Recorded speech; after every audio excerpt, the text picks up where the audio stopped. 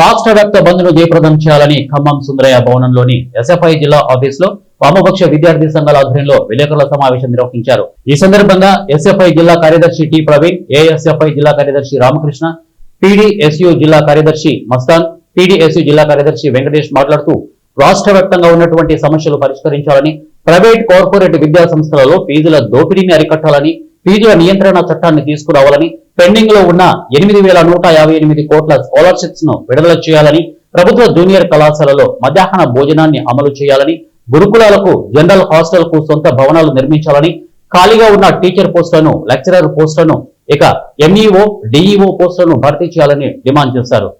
Best available విద్యార్థులు ఎవరైతున్నారో వారు చదువుకున్నటువంటి వారికి కూడా 200 కోట్ల రూపాయలు కూడా పెండింగ్ ఉన్నటువంటి పరిస్థితి నేడు రాష్ట్రంలో కనబడతా ఉంది.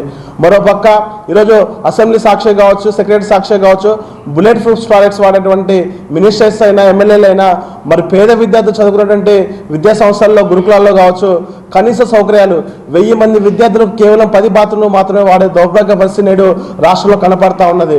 ఈరోజు అర్ధాకలతో చదువుకునే పరిస్థితి కనబడతా ఉన్నది. మీరు పెంచినటువంటి మెచ్ ఛార్జెస్ ఎక్కడా కూడా ఇంప్లిమెంటేషన్ చేయట్లేదు. వీటి మీద మీరు సమీక్ష చేయాల్సినటువంటి విద్యాశాఖ మంత్రి తెలంగాణ రాష్ట్రానికి కరువైపోయారు. తెలంగాణ సీఎం గారి దగ్గరే పెట్టుకున్నారు. మరి విద్యారంగ సమస్యలు చెప్పుకోవాలంటే ఎక్కడికి వెళ్ళాలని కూడా తెలిసే పరిస్థితి కనిపించడం లేదు.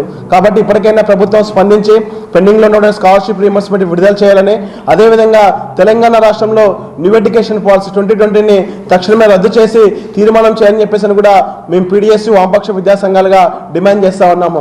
అదేవిధంగా రాష్ట్రంలో చూసుకుంటే నేడు ప్రైవేట్ పాఠశాలలు విచ్చలవిడిగా ఫీజులు నియంత్రణ చట్టానికి వ్యతిరేకంగా ఈరోజు ఆ విచ్చలవిడిగా ఫీజులు దోపిడీ చేస్తున్న పరిస్థితి కనిపిస్తూ ఉంది.